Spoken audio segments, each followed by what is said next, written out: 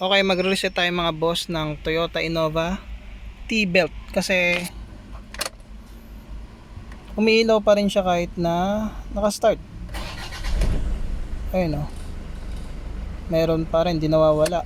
So, ang gagawin natin ngayon is i-reset natin. So, ang gagawin natin is didiin na muna natin to. Didiinan. Huwag nating bibitawan. Tapos ignition on. Yan. May ano ba eh, camshaft eh. Yung lumabas? Naka-ignition on.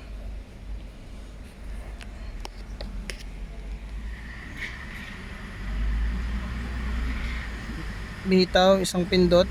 Ayan. Lumabas na yung 15. Okay naman to, number 15. Diin na natin.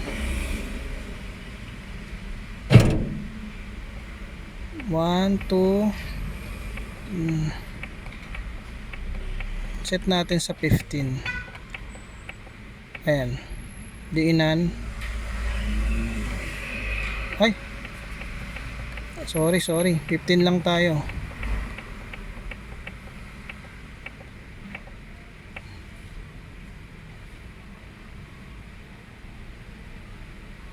Okay. Yun lang. So nawala na yung T-belt niya. Start natin. Na-check na rin yung belt nito. Good pa naman.